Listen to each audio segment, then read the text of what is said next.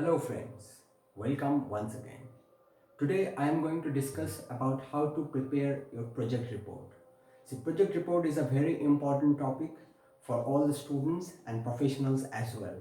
In academics, you have to prepare or submit your project if you are doing graduations and post-graduation courses. And if you are a professional, then also you have to prepare your project and submit to the office. So it's very important for both the professionals and students to submit their project and know how to make their project. However, this project report format depends on individual projects. Still, there are some basic rules and regulations to make a project. There is some basic structure. So I am going to discuss about that basic structure so that you all can learn how to make a perfect project report. So let's start. See, there are few parts of the project you have to mention. So first one is called executive summary. Executive summary. Now, what is executive summary? Executive summary is done after you have completed your project. However, you have to mention executive summary at the first page or at the front page of your project. And executive summary, you have to write the executive summary after you have completed your total project work. And this executive summary should be written in a past tense. Okay, I hope it's clear what is executive summary and how you have to write and where you have to place. Now, what you will write in executive summary? Executive summary, it's all about what you have done in your project. That you have to write in a summary manner. So this is executive summary. I hope it's clear to everyone. Now, the next is introduction. Now, as per your project work, your introductions will be changed. Still, in introductions, you have to write about the project you are going to do. What you are going to do, you have to write there. Suppose you are taking two organizations and you are going to compare between those two organizations. Then you have to explain a little bit about those two organizations, like what's their headquarters, what they are in which kind of businesses, how many employees are there. That's all about, all little bit you have to discuss in the introduction segment. Now is the major and crucial segment, which is known as body, and it's a huge part. This is the main part which you have to make, and there are lots of subtopics you have to do. Again, it will also depend on your project work. Different project work needs different structure of body. Okay, so I am discussing overall generic idea of what the body of the project look like. First of all, you have to, if you are explaining or differentiating between two companies, then first you have to write about your project title, which you are going to analyze. That you have to write. So for an example, I can write it like this as a title, which we are going to discuss or analyze. Okay, it will depend on the project you are working. And after the title, now you have to make the strategy. Suppose you are doing a project on the comparative analysis, comparative analysis of the customers of for say Jio and Airtel, the telecom companies. So what you have to do, you have to take the data and you have to analyze those data of the customers and how they are satisfied or not. You have to discuss all those things. For that, you have to make a common structure, discussing with your project mentor, whoever, and as per the project rules and regulations you have to given. So you have to make a strategy which you are going to do. In sometimes what we do is, first step, we collect data. Now data is of two kinds of data are available. One is primary data and another is secondary data. So now you have to do it, you have to know what is primary data and what is secondary data. Primary data is that kind of data which you have to collect. which is not mentioned or not given anywhere. For an example, you have to take customer feedback regarding Jio and Airtel. As I said earlier, the facilities both those two companies are given.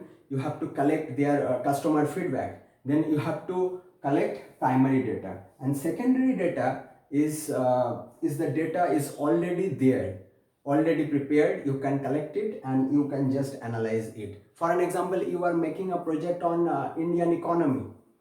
So for Indian economy, you have to know the data of GDP and national income, like that. And those data are available in the Reserve Bank of India website or many other websites. And you are not going to collect that data from any individual. So you just copy the data and paste it. So this is called secondary data. I hope it's clear to everyone. Now the question is how we can collect primary data. I have to collect primary data, then I have to store, I have to analyze, and as per the analyze, I have to write interpretation. So first of all, how we can collect the data. For primary data collection, there are lots of methods. We will discuss primary data and secondary data in our upcoming videos in details. Today I am giving just a summary of primary data and secondary data, what you have to do. First, collect the data. Collections of data can be possible in many ways. You can collect primary data through questionnaire, through interviews, through surveys. There are lots of ways to collect primary data. After collecting the primary data, you have to analyze that data. And how you can analyze that data? That's is also a lot of variety you can do in this segment. After collecting the data, you have to analyze. For that, you can use many statistical tools. For an example, you can use bar chart, you can use pie chart, you can use any other chart as well. Apart from bar and pie, those are very common structure. Apart from that, you can do hypothesis testing. And now, what is hypothesis testing? It's a long story. I will discuss it in another video. So hypothesis testing, there can be Z test, and there are many other also in the many other statistical tools are also there to analyze primary data. I am saying I will discuss all those ways to analyze the data. I will make another video to analyze those data and how this can be done. So coming to the point, after collecting primary data and secondary data, now you have to do all those testing and all. You have to analyze the data. After analysis, you have to write interpretation of data. This is very important for all the BBA, MBA and working professionals, because the teacher or the boss in the company is not interested in all those things. They are interested what you have done and how you have analyzed the data, because the analysis is the most important for them, for company, for business management, for professionals as well. So then you have to analyze, and after analysis you have to write interpretation of the data, what you have understood with the help of this data. After interpretations, there is a next point is recommendation. What you are going to recommend the company or the organizations you are working. Recommendations. What's your recommendation? What your take to solve the problem what they are facing right now? And recommendations, after that it's a conclusion. You have to conclude all your analysis, all your project work in few words. So this is a basic structure. After that, you have to give references. If you are taking data from anywhere, means for an example, for any journal, for any annual report, anything like that, you have to mention this in references. And as I said, in primary data, you have to make a questionnaire and you have to collect primary data. If you are making a questionnaire, then you have to write after references Point number 7 is appendix. And in appendix, you have to mention all your primary data questionnaire. So this is a general structure of any project report.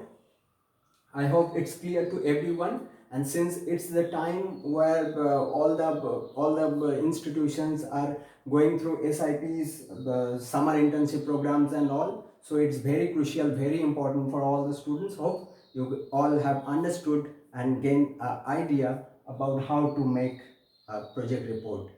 I hope it's clear. If you have any doubt, please feel free to contact us. Thank you.